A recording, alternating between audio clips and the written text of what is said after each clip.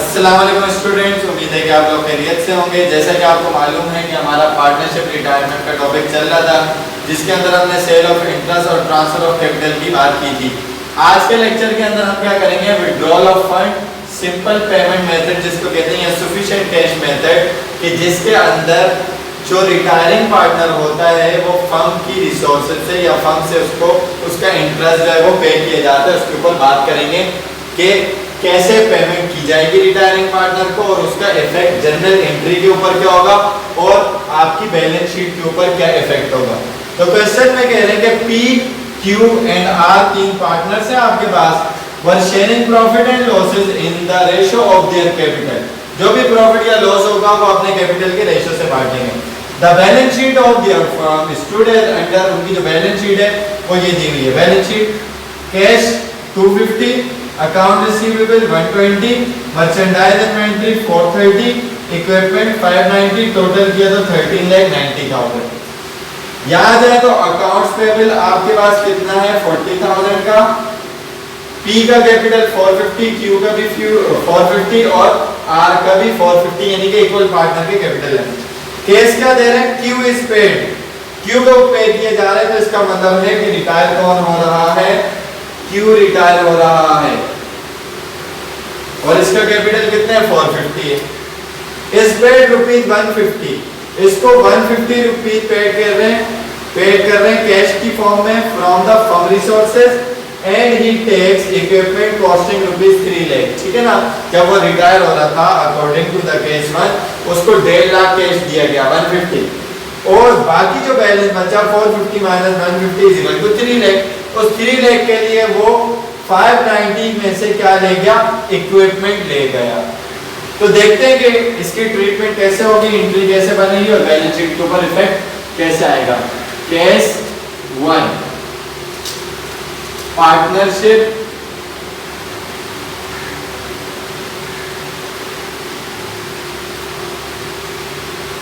Journal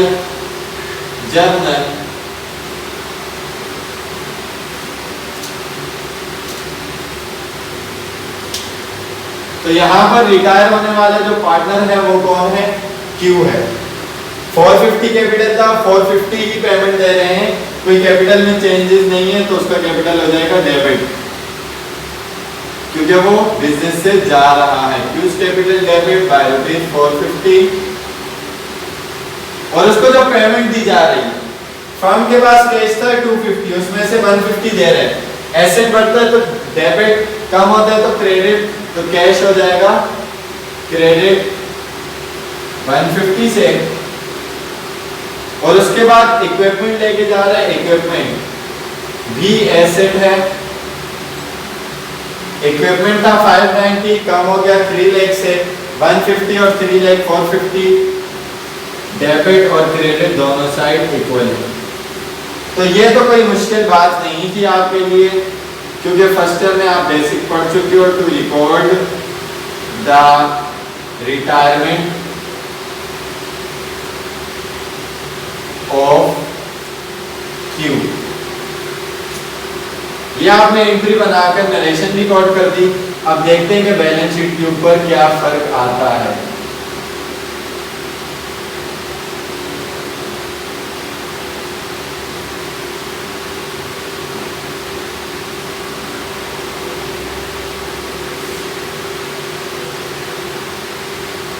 एक side आपके assets होते हैं, अदर साइड पे आपकी इक्विटीज होती हैं। अच्छा जी, अब आपके पास एसेट्स कौन कौन से थे, कैश था, तो क्या मैं कैश को 250 लिखूं, नहीं 250 नहीं लिख सकता। क्यों, क्योंकि उसमें से 150 मेरा चला गया, कम हो गया, तो यहां पर मुझे कंप्यूटेशन करनी पड़ेगी। 250 minus 150 is equal to 1 lakh, यानी कि अब मेरे पास फॉर्म में कितना कैश बचा है, 1 लाख कैश बचा है। उसके बाद मेरे पास था अकाउंट रिसीवेबल, क्या इसके ऊपर कोई इफेक्ट आया, नहीं जी बिल्कुल नहीं आया, तो ऐसे ही लिख दें 120।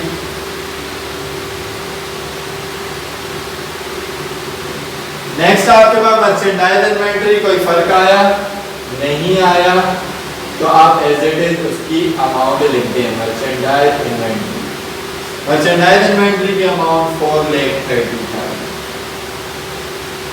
उसके बाद आपके पास इक्विपमेंट 590 का था। क्या 590 डायरेक्ट लिखूं? नहीं, इक्विपमेंट 3 लाख का जो रिटायरिंग पार्टनर है क्यों वो लेके जा चुका है तो माइनस होगा। तो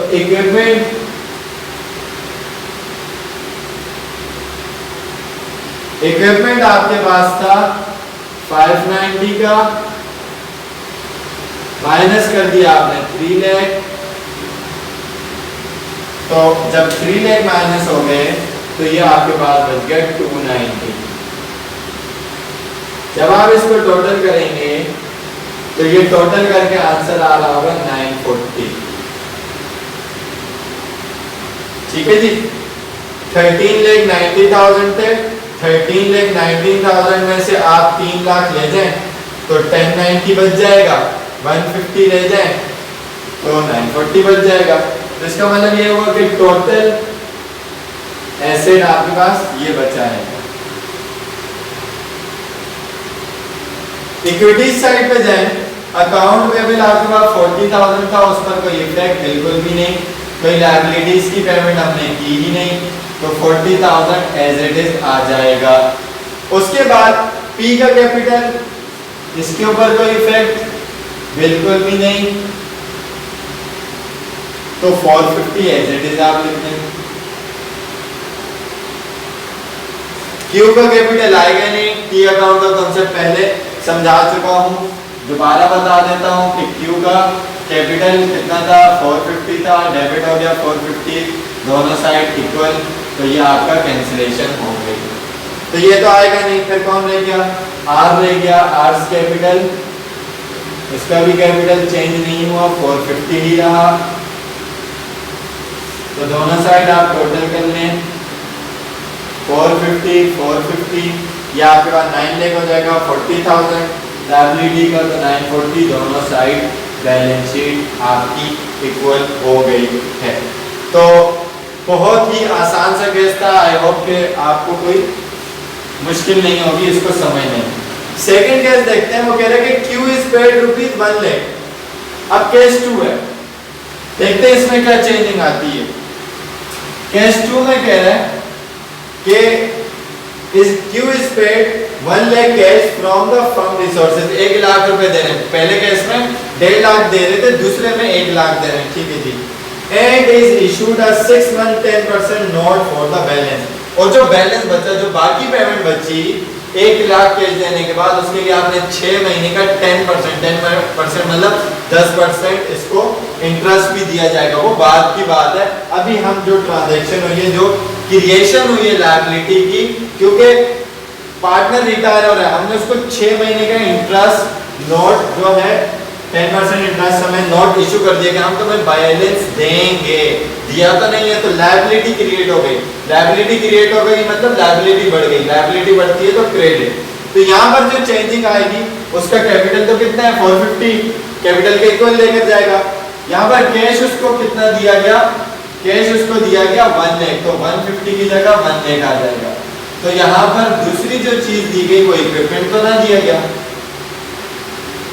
450 में से आपने 1 लाख माइनस कर दिया तो 350 बचा। 350 का आपके पास यहाँ पर लायबिलिटी क्रिएट हो गई, पूरा लिखेंगे 10% नोट्स पेबल, यहाँ लिखते हैं 3,50,000। तो आपकी एंट्री जो है वो बैलेंस हो चुकी है, लायबिलिटी बढ़ती है तो क्रेडिट जब पे करेंगे उसकी बात अभी हम नहीं कर रहे, वो 6 महीने बाद की बात है। अभी जो हुआ उसका जिक्र हमने यहाँ पर रिकॉर्ड कर दिया। अब बैलेंस शीट के ऊपर सेकंड केस का क्या इफेक्ट आया वो देखते हैं। आपके पास जो कैश था वो 250 था, अब क्या होगा, अब आपके पास से 1 लाख गया है तो 1 लाख आप माइनस करवा दें। जब 1 लाख आप माइनस करवा देंगे तो आपके पास जो रिमेनिंग होगा वो 150 होगा। ठीक है जी, इक्विपमेंट में से भी कुछ नहीं गया, रिसीवेबल में से भी कुछ नहीं गया, इन्वेंटरी में से भी कुछ नहीं, तो यहाँ पर तो इक्विपमेंट की पूरी वैल्यू आ जाएगी 590। तो यहाँ का टोटल भी आपका क्या हो जाएगा, चेंज हो जाएगा। आप देख लें कि यहाँ 13,90,000 था, पूरा सिर्फ 1 लाख का चेंज आया है, तो क्या हो जाएगा 1290। तो 1290 हो गया। उधर भी देखते हैं 1290 हुआ कि नहीं हुआ।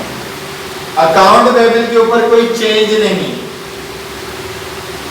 क्यू का कैपिटल आएगा नहीं क्योंकि वो रिटायर हो चुका, की अकाउंट से अभी पिछले केस में समझाया। लेकिन यहाँ पर जो चेंज हुआ वो क्या हुआ, जो लायबिलिटी क्रिएट हुई शॉर्ट टर्म 6 महीने की लायबिलिटी, क्या वो बैलेंस शीट में शो नहीं करवाओगे, करवाओगे। तो यहाँ पर आप लिख दोगे 10% नोट्स पेबल, जो कि कितने का है 350 का। बाकी दोनों के कैपिटल एज इट इज, यानी कि P's capital and R's capital.